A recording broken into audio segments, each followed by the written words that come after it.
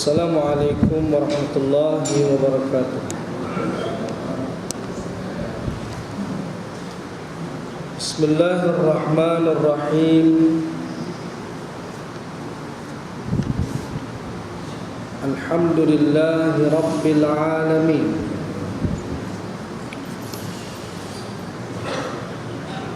Wal 'aqibatu lil muttaqin.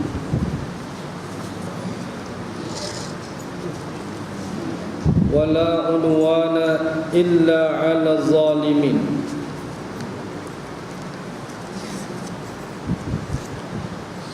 Wa ashhadu an la ilaha illallah wahdahu la syarika lah.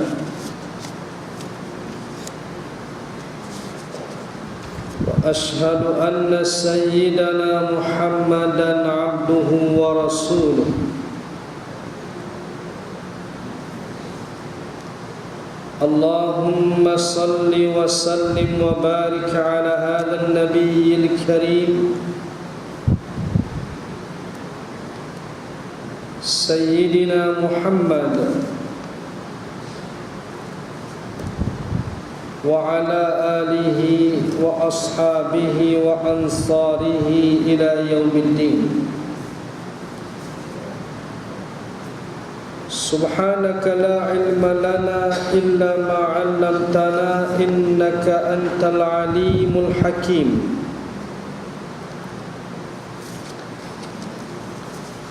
Rabbi shrah li sadri wa yassir li amri wahlul 'uqdatam min lisani yafqahu qawli. Allahumma la sahla illa ma ja'altahu sahla wa anta taj'alul hazna was-sa'ba idza syi'ta sahla. Allahumma anfa'na bima 'allamtana wa 'allimna ma yanfa'una wa zidna ilma ya rabbal alamin. Tuan-tuan, perempuan muslimin dan muslimat yang dirahmati Allah Ta'ala sekalian, alhamdulillah, syukur kehadrat Allah Subhanahu wa Ta'ala yang dengan limpahan kurnia, nikmat dan rahmatnya,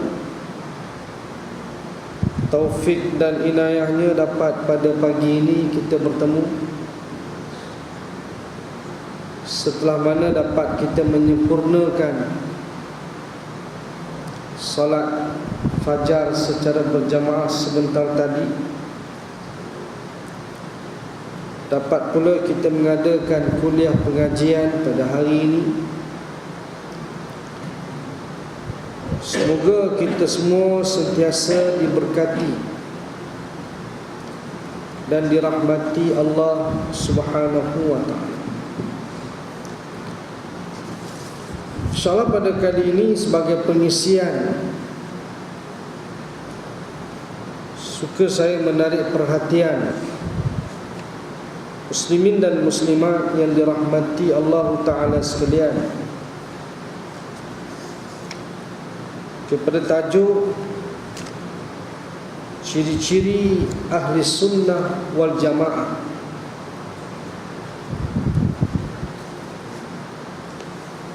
Yang mana kita semua merupakan golongan ahli sunnah wal jamaah yang merupakan satu-satunya golongan yang masuk ke dalam syurga, golongan yang berada di atas jalan petunjuk hidayah Allah Subhanahu wa ta'ala, sebagaimana hadis yang dinyatakan oleh baginda Nabi Muhammad sallallahu alaihi wasallam, walladzi nafsu Muhammadin biyadihi la taftariqanna ummati ala 73 firqah wahidatun fil jannah wa sintani wa sab'una fil nar. Qila ya Rasulullah man hum? Qala al-jama'ah. Wa fi riwayah ma ana alaihi wa ashabi. Yang bermaksud, demi jiwa Muhammad berada di dalam genggaman tangannya, yakni Allah Subhanahu wa ta'ala, umatku pasti akan berpecah kepada 73 golongan, puak, kumpulan. Hanya satu golongan puak yang masuk ke dalam syurga, dan 72 lagi kumpulan ataupun golongan masuk ke dalam neraka.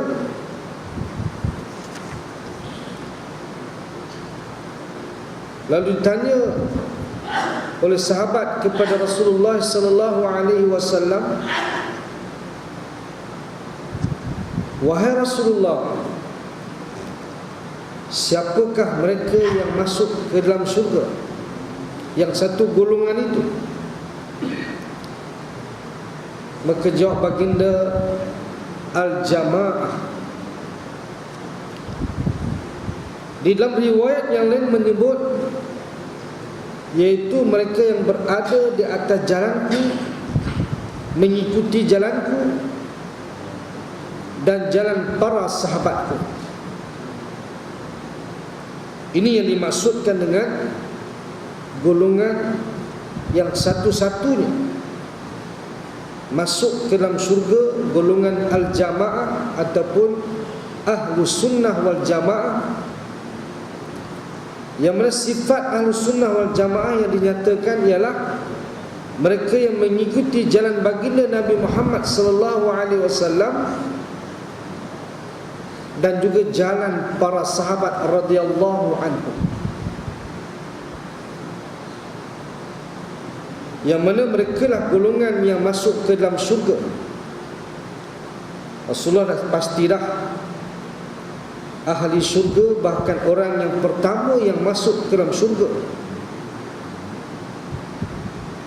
Pintu syurga tidak akan dibuka sehingga datangnya Nabi Muhammad sallallahu alaihi wasallam untuk memasuki, sebagai orang yang pertama memasuki syurga di hari akhirat kelak,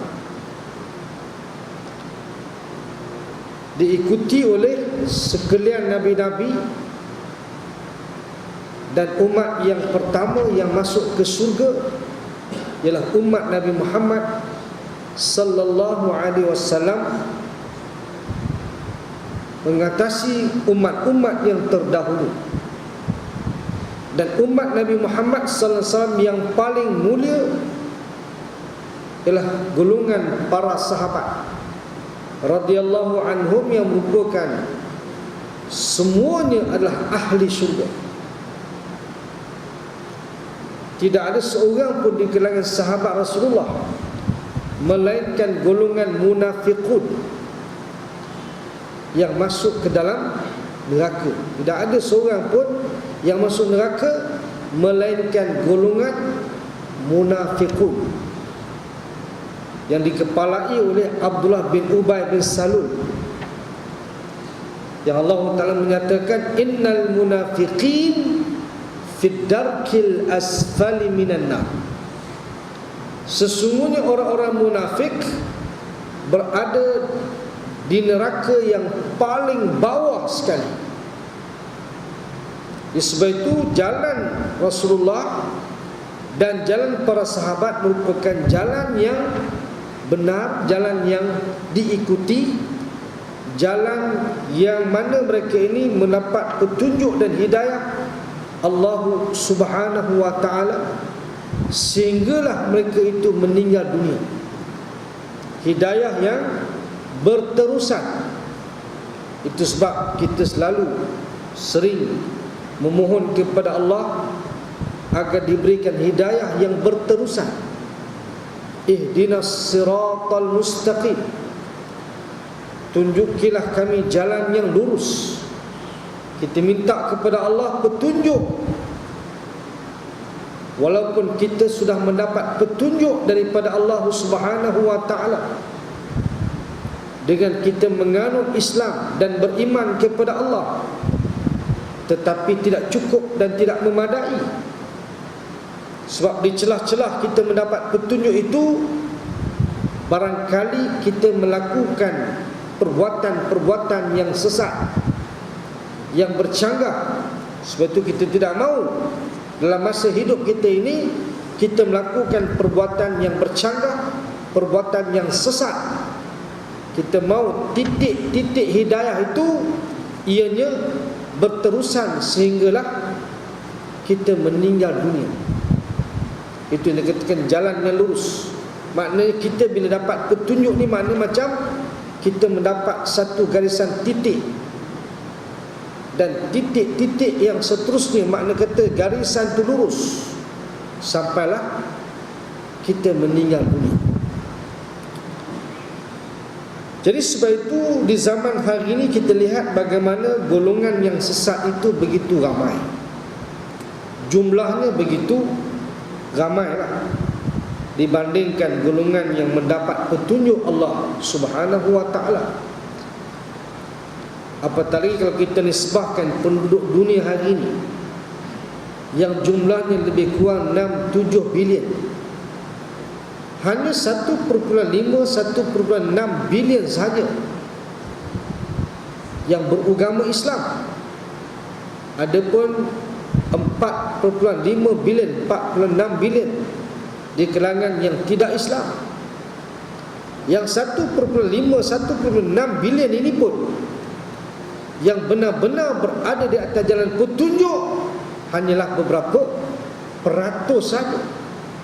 Sedikit golongan yang minoriti. Yang inilah yang kita kena jaga agar kita berada di atas jalan petunjuk, jalan yang diredai oleh Allah Subhanahu wa ta'ala. Bahkan Nabi juga pernah memberikan peringatan kepada para sahabat dan kepada kita semua. Dalam satu hadis ni menyatakan, faman ya'ish fasayarah ikhtilafan katsira. Barang siapa yang hidup selepas ini, akan datang ini, Nabi kata, kamu akan melihat perselisihan yang banyak. Fasayarah ikhtilafan katsira. Orang yang akan hidup selepas ini, makna akan datang ini, akan melihat perselisihan yang banyak.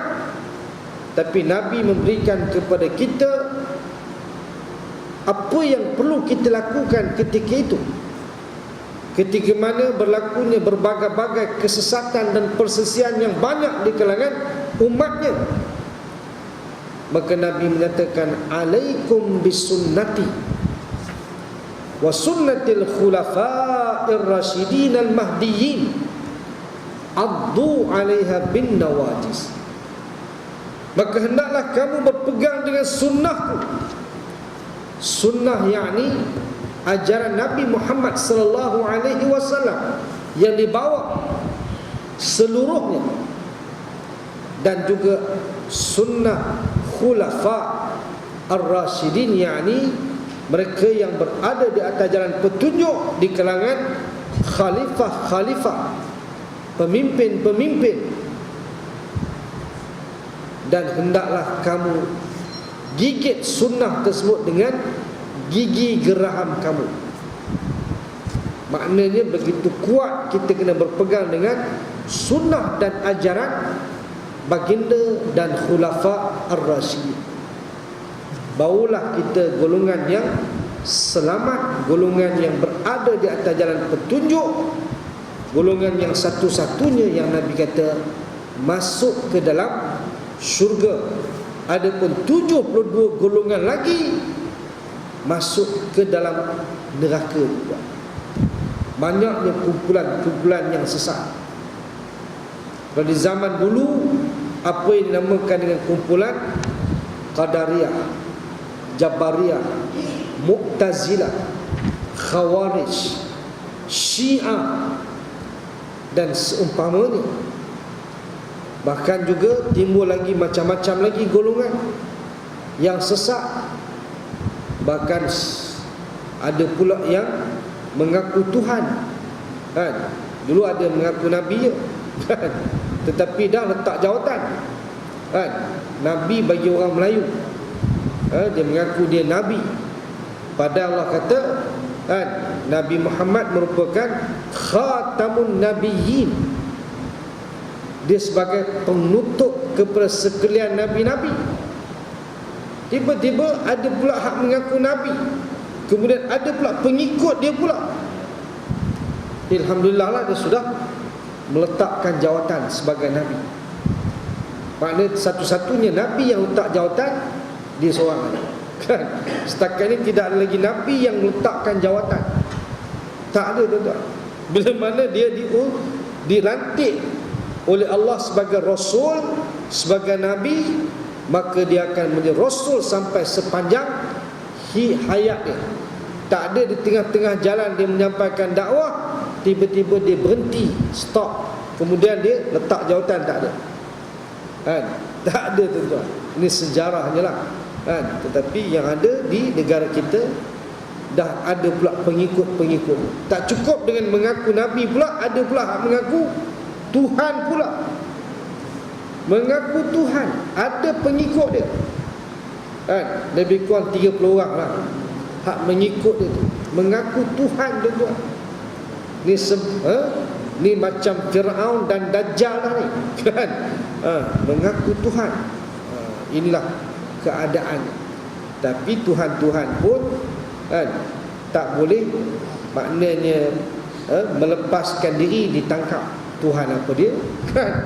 Kalau Tuhan ni dia berkuasa, siapa boleh lawan Tuhan, kan? Tiba-tiba, kan, ditangkap, tak boleh nak lawan Tuhan apa dia, kan? Macam jugalah Kristian mendakwa Nabi Isa sebagai Tuhan, anak kepada Tuhan. Tiba-tiba yang mana mereka anggap Nabi Isa sebagai Tuhan itu dibunuh oleh mereka. Tuhan apa dibunuh? Kemudian dia pula, kalaulah sekiranya dia anak Tuhan, takkanlah bapak dia tak boleh nak, secara logiknya lah, tak boleh nak menyelamatkan dia. Kita ni pun, kan, kalau anak kita cuba dibunuh, kita nak mempertahankan tak anak kita? Lawan tak orang yang nak bunuh anak kita? Lawan. Itu kita, kan? Tak masuk akal langsung. Tak masuk akal langsung, kan? Jadi kalau kita fikir-fikir tengok, mana boleh manusia sebagai Tuhan, makhluk menjadi Tuhan, tak kena langsung. Inilah sesat dan jahiliahnya manusia. Sehinggalah zaman moden kita hari ini pun ramai orang yang sesat jahiliah ni, yang mana mereka itu bertuhankan kepada makhluk, bertuhankan kepada makhluk yang bersifat binasa, yang bersifat baharu, yang lemah, yang tidak boleh berbuat apa-apa. Apatah lagi patung berhala yang dicipta reka oleh manusia sendiri, lalu dijadikan sebagai Tuhan kepada mereka. Tak ke zalim tu? Tak ke bodoh tu, kan? Kan bodoh tu. Tapi nak balik mana? Itulah keadaan manusia yang begitu ramai yang sesat dibandingkan mereka yang mendapat petunjuk dan hidayah daripada Allah Subhanahu wa taala. Jadi kita akan lihat sedikit tentang ciri-ciri ahli sunnah wal jamaah agar kita termasuk di kalangan mereka dan kita semua nak mendapat petunjuk hidayah daripada Allah, dan kita juga nak masuk ke dalam syurga, tuan-tuan. Syurga tempat rehat kita. Dan syurga ni, tuan-tuan, tempat rehat bagi orang-orang yang beriman. Di dunia ni, orang-orang yang beriman dia mesti bekerja, beramal, beribadah kepada Allah Subhanahu wa taala. Dah tentulah ada rasa penat, rasa letih, rasa kadang-kadang ada rasa masyaqqah, kesukaran, kepayahan dalam kita nak beribadah, kita nak berjuang dan berjihad untuk menegakkan agama Allah, juga akan menghadapi jalan-jalan yang mana yang ada onak dan duri. Itu sebab di dunia ni, tuan-tuan, kita letih tak apa, letih kerana Allah, letih kerana kita nak mencari keredaan Allah, penat tak apa, dan kita nak berehat di mana?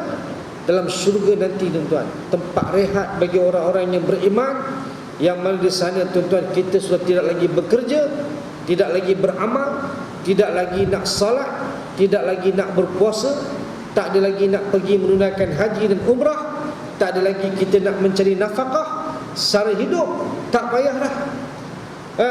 Masa itu kita hanya rehat, mengecap nikmat yang disediakan kepada ahli-ahli syurga tu. Duduklah dalam syurga selama-lamanya, sentiasa rasa senang, rasa tenang, rasa gembira, sebab kita sedang menikmati, yang mana memanglah syurga tu. Sesiapa yang disebutlah hadis bagaimana seseorang tu bila mana dia dicelup masuk ke dalam syurga, celupan sekali dikeluarkan dia, lalu tanya kepada dia, pernah tak dia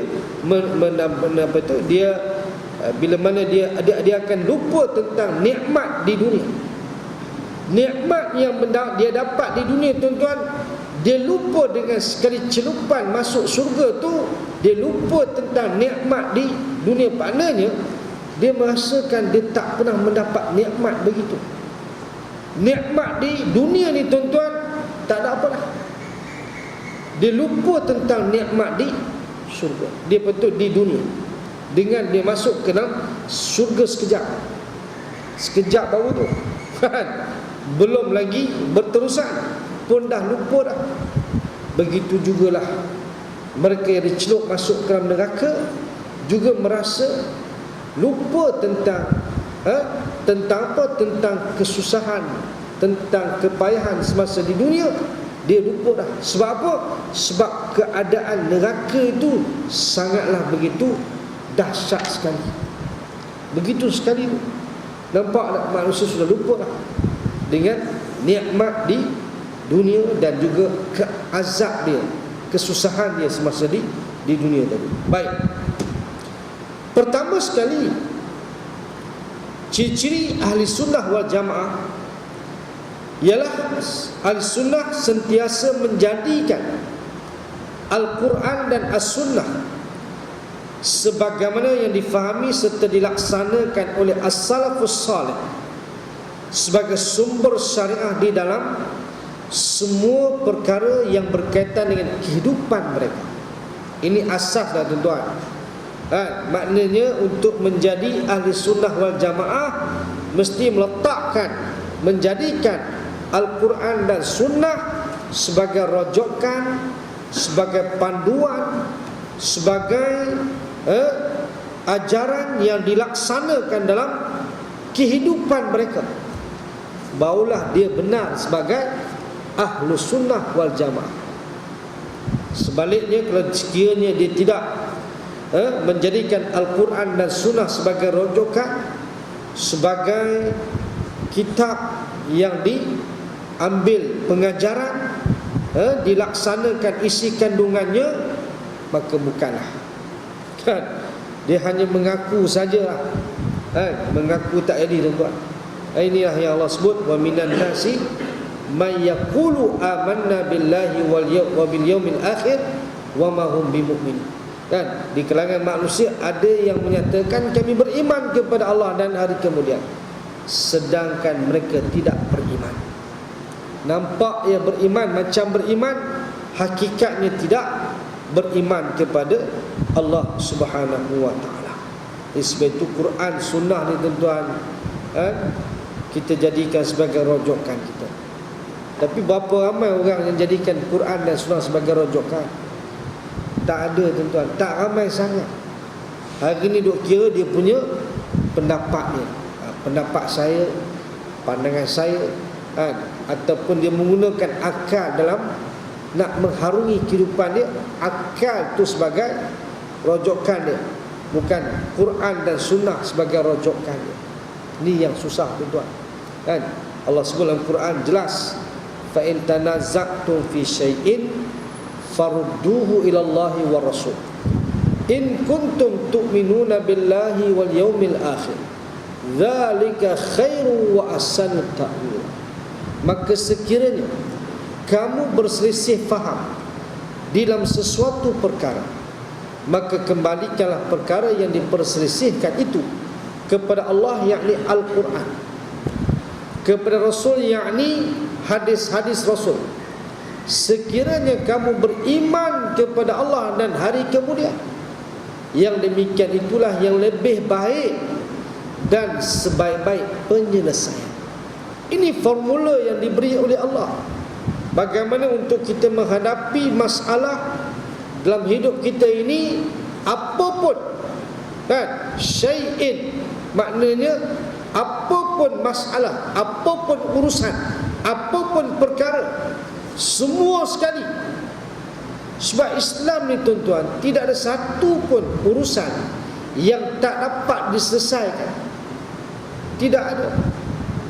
Semua itu boleh diselesaikan bila merujuk kepada Quran, rujuk kepada sunnah, adalah jalan penyelesaiannya. Sebab Islam itu dah sempurna, tak perlu lagi kita merujuk kepada yang lain dah. Tak payah, kan? Rujukan kita adalah Quran, sunnah. Ikutan kita adalah, contoh kita ialah Rasulullah. Tak ada lagi dah orang yang lebih hebat daripada Rasulullah, tuan-tuan. Tak perlu kita nak rujuk kepada orang lain lah, tokoh-tokoh lain lah, maknanya, kan? Itu sebagai tambahan sajalah. Tokoh-tokoh lain itu kita boleh rujuk sebagai tambahan, tapi dia punya utamanya ialah Rasulullah Muhammad sallallahu alaihi wasallam. Inilah jadi ikutan kita. Maknanya yang pertama sekali, meletakkan Quran dan sunnah sebagai rujukan. Itu tanda orang itu dia beriman kepada Allah dan hari kemudian. Kan? Suka saya ingatkan juga, selalu juga orang cakap tentang bagaimana nak menyelesaikan masalah jinayah, tuan-tuan, yang dihadapi hari ini. Jawapannya Quran sunnah, jawapannya habis. Tapi kan, orang tak kembali, orang tidak merujuk kepada hukum Quran dan sunnah dalam untuk menghadapi jinayah yang berlaku setiap hari, setiap jam, bahkan setiap minit, hari-hari berlaku. Sampai entah kita pun tak faham, kan? Tak faham tuan-tuan. Hudud hukum Allah bukan ciptaan manusia, rekaan manusia, kan? Hukum hudud ni hukum Allah Ta'ala, hududullah. Tapi orang tak rujuk juga. Sombongnya manusia hari ini, dia mengaku dia beriman, tetapi kenapa tidak merujuk dalam kita menghadapi masalah jinayah? Kelainlah kalau sekiranya tak ada jinayah, umpamanya tak perlu rujuk pun tak apa juga, kan? Tapi soalnya rujuklah, carilah jalan macam mana nak selesai, kan? Tak ada. Apa yang malang, tuan-tuan, dibuat pula apa dia, lakonan untuk, kan, menghina dan mempersenda-sendakan hukum hudud. Dibuat lakonan pula, yang melakon tu pula, kan, ada belaka. Melayu ada, Cina ada, India ada. Orang Melayu yang beragama Islam sendiri menghina hukum dia, hukum Allah Subhanahu wa ta'ala. amatlah begitu sedih sekali lah. Malang kita nak sebutnya yang berlakon tu tuan-tuan, rosak akidah dia, rosak, habis lingkup. Sembahyang dia habis, pahala dia lingkup. Pasal apa? Sebab dia mempertikaikan hukum Allah Subhanahu wa taala. Kalau tak buat, duduk diam-diam sudah. Ni dahlah tak buat, kemudian memperlekeh-lekehkan pula. Bukan hukum manusia.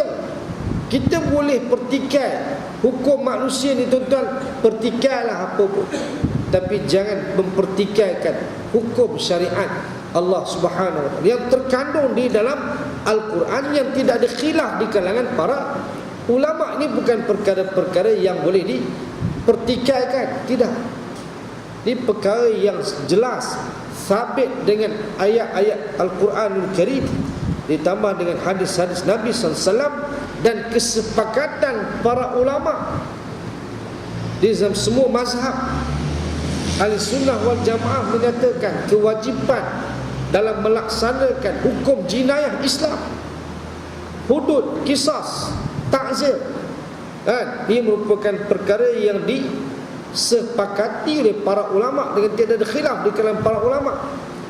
Menyatakan hukum melaksanakannya ialah wajib. Wajib.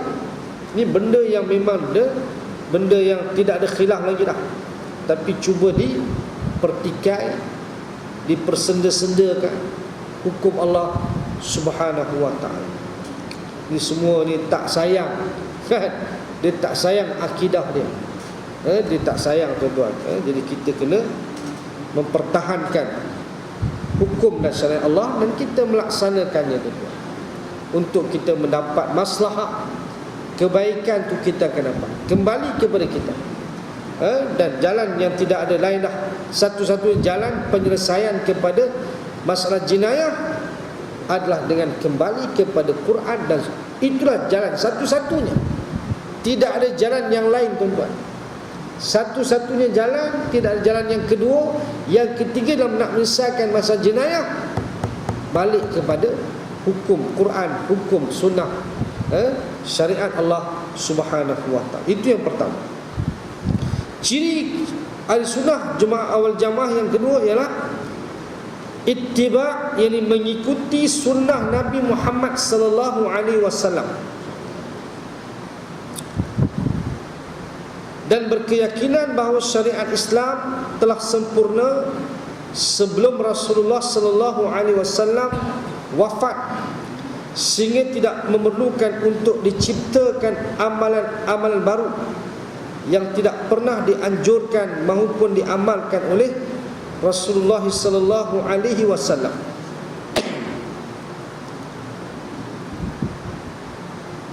Itu maknanya nak sebut bahawa itu. Oleh itu segala amal ibadah Ahlussunnah sentiasa berdalilkan dengan sunnah Nabi sallallahu alaihi wasallam yang sabit, dan meninggalkan amal ibadah yang hanya berdasarkan rekaan akal manusia dan hadis-hadis yang lemah serta palsu. Mereka menggabungkan antara ilmu dan ibadah. Ini berbeza dengan golongan selain mereka yang melakukan amal ibadah tanpa ilmu, sehingga mudah amalan bid'ah meresap dan kemudiannya dianggap sebagai sunnah. Jadi maknanya kita mengikuti Nabi, ittiba' bir Rasul, melaksanakan apa yang Nabi lakukan. Kemudian tak perlulah nak direka-reka amalan-amalan yang kadang-kadang direka itu berdasarkan kepada hadis-hadis palsu. Memang tuan-tuan, kelebihan-kelebihan tu, banyak-banyak fadail, kelebihan-kelebihan itu tuan-tuan, sebahagian daripadanya disabitkan dengan hadis yang palsu. Itu yang masalah. Macam umpamanya baru ni kan 10 Muharram, macam-macam orang sebar sekarang kan, maklumat sampai laju sekarang ni. Orang masukkan dalam grup WhatsApp grup kan, kemudian dia post dalam FB dia kan, amalan-amalan tu macam-macam. Dia punya kelebihan-kelebihan tu. 10 Muharram baru ni tuan-tuan. Sedangkan 10 Muharram ni kelebihannya hanyalah berpuasa yang mendapat fadilat pengampunan dosa kecil setahun yang lalu saja. Itu satu je kelebihan 10 Muharram ni tuan-tuan. Disunnahkan berpuasa dan fadilat dia hanyalah dapat mengkafarahkan 1 tahun dosa yang lalu, itu pun dosa kecil. Ada pula hak yang sebut sampai tu masuk dalam kita punya WhatsApp dan sebagainya. Dia kata puasa hari Ashura ni dia punya kelebihannya seperti menunaikan 1000 kali umrah, 1000 kali haji, 1000 kali syahid. Tu dia lebih daripada puasa Ramadan lagi. Puasa Ramadan pun tak dapat lagu tu sedangkan puasa Ramadan ni lebih baik daripada puasa sunat. Puasa Ramadan ni tuan-tuan puasa nombor 1. Maknanya letaknya Ramadan, puasa Ramadan ni merupakan puasa yang terbaik. Yang terbaik itu pun tak disebut tentang kelebihan yang sangat melampau-lampau ini. 1000 kali haji, 1000 kali umrah, 1000 kali syahid. Kemudian ada pula yang katanya mandi hari Ashura, kelebihannya tidak sakit pada tahun tersebut. Nampak kan ada.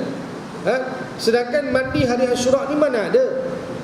Mandi hari Jumaat, hari raya je, sunat. Hari Ashura tak ada mandi sunat, tak ada. Tak ada mandi sunat nama dia. Ada pula kelebihan dia tak sakit pada tahun itu. Sama juga memakai celak pada hari Ashura menjadikan mata dia tak sakit pada tahun itu juga. Pakai celak sunnah hari Ashura mana ada kan? Pakai celak tu memanglah sunnah, tapi tidaklah kelebihan memakai itu di hari Ashura menjadikan mata dia tak sakit pada tahun itu. Tak ada. Kemudian apa lagi? Yang lebihnya lagi tuan-tuan, apa lagi? Memberi makan kepada fakir miskin pada hari Ashura seperti mana dia memberi makan kepada seluruh fakir miskin. Itu dia kelebihan tu. Macam dia beri makan kepada seluruh fakir miskin di dunia ni, di dunia. Tu dia. Sesiapa yang memberi makan kepada orang yang berpuasa, yakni berbuka puasa hari Ashura ni, seperti mana dia memberi makan kepada seluruh orang yang berpuasa pada hari Ashura. Tu dia.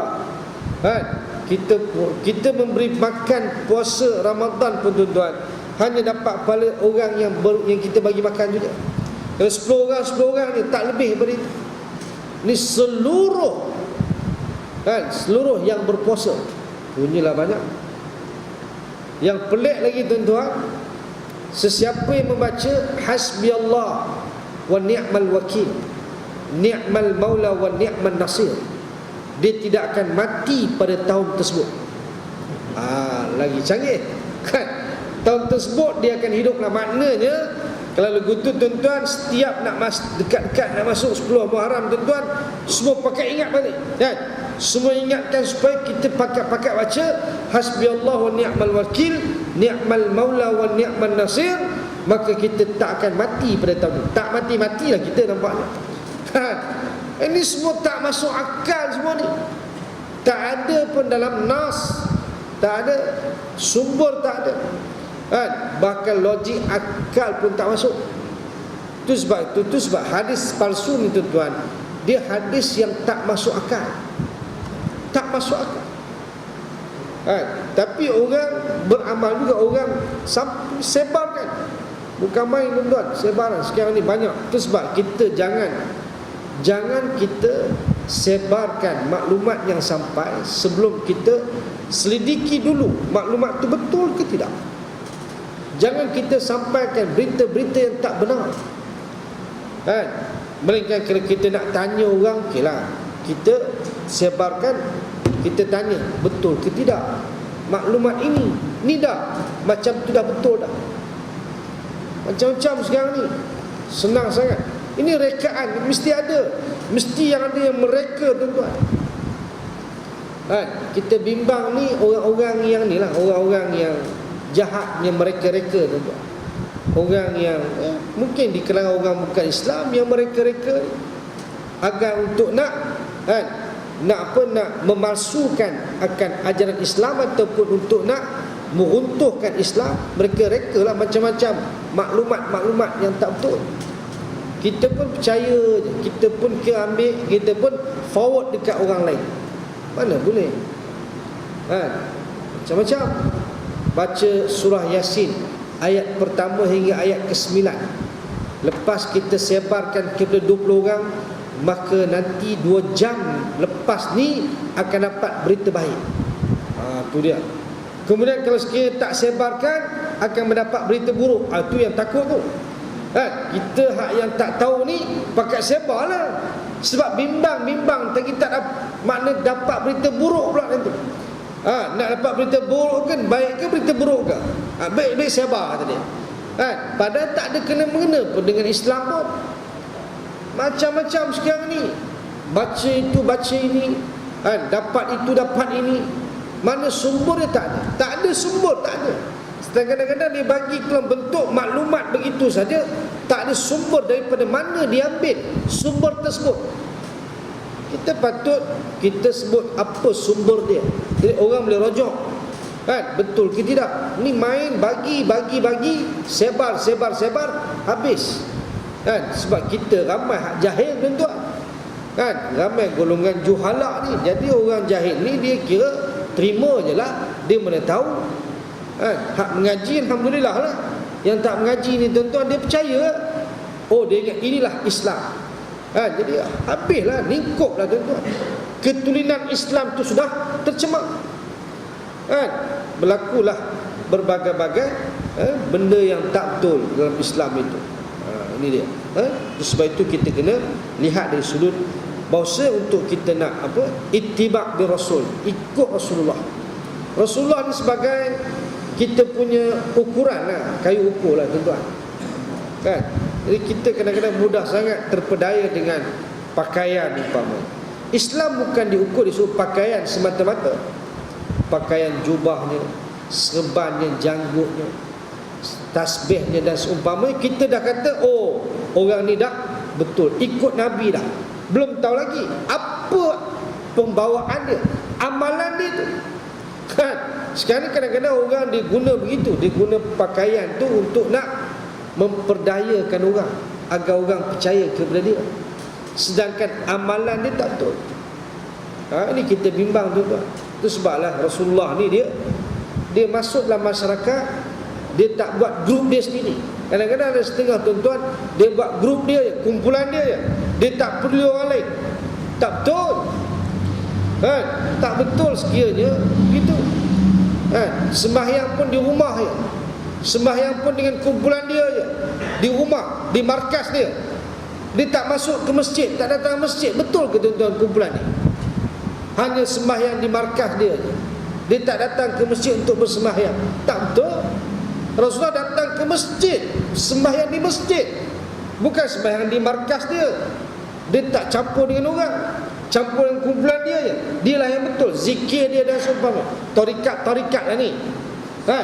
Tarikat apa? Tak pergi masjid. Rasulullah pergi masjid.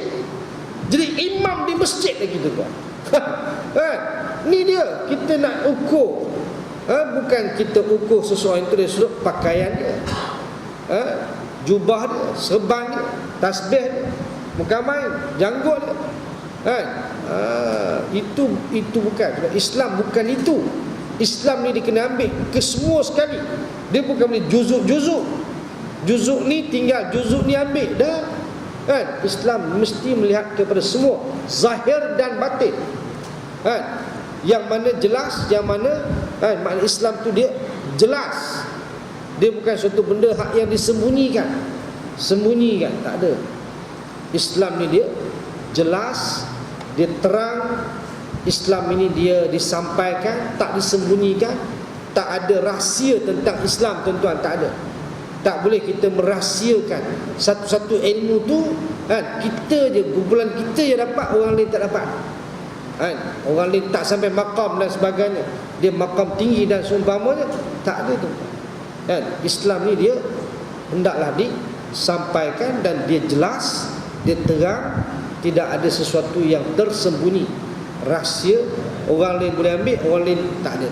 Islam untuk semua, tuan-tuan. Islam untuk semua. Semua mesti faham Islam dan mengamalkan hidup secara Islam.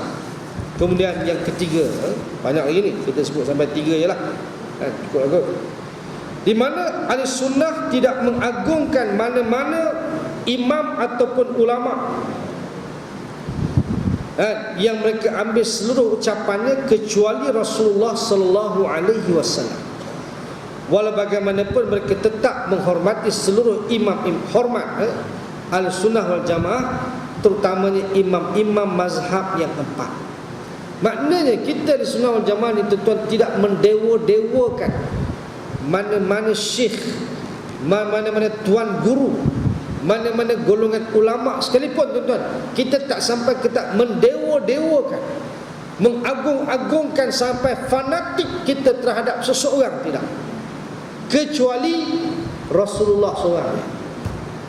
Rasulullah ni memang betul dah, dia maksum kan. Adapun selain daripada Rasulullah, tuan-tuan, ada salah, ada silap kan. Jadi kalau ada silap, silaplah.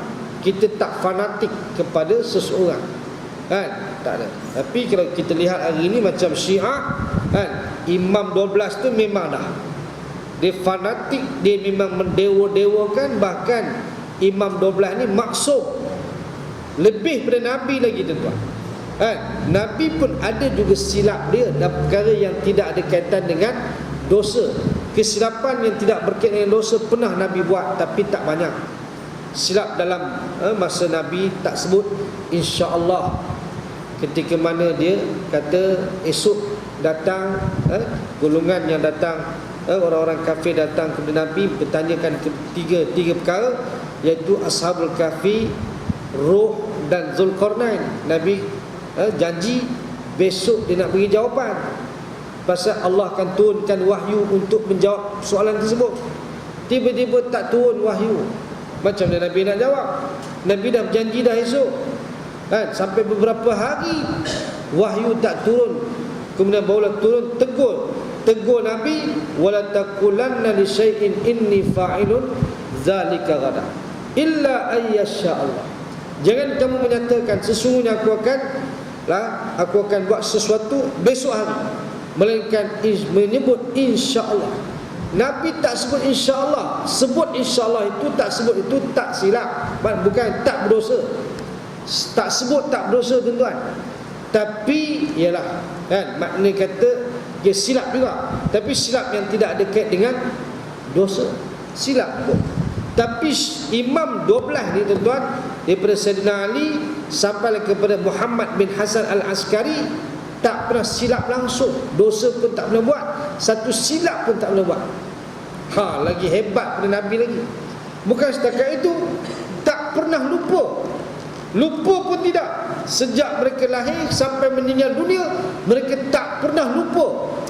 Nabi kita pun ada kala lupa juga, tak banyaklah lupa kan. Kita banyak lupa, Nabi ada sekali-sekala Nabi lupa.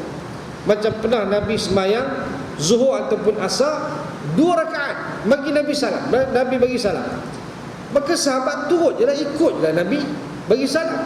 Lepas habis bagi salam, tanya seorang sahabat yang bernama Zulyadain. Zulyadain ni seorang sahabat yang tangannya panjang. Tanya Nabi, aku salatus salatu amnasi, adakah dipendekkan salat ataupun kamu lupa? Lepas daripada itu Nabi pun sambung lagi 2 rakaat, cukupkan 4 rakaat. Nabi lupa kan. Bahkan Nabi pernah ketika mana dalam solat, Nabi baca ayat Quran, kemudian Nabi langkau ayat tersebut. Sahabat tak tegur, sebab sahabat rasa mungkin ayat itu telah pun dinasahkan. Tu yang tak tegur tu. Habis sembahyang, Omar pun tanya Rasulullah, kenapa Rasulullah tak baca ayat sekian-sekian?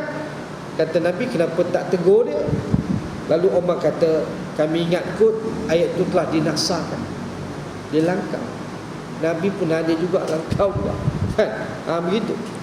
Jadi maknanya nak sebut kita tidak boleh mendewa-dewakan mana-mana golongan syekh, tok guru ke apa ulama. Kita menghormati mereka.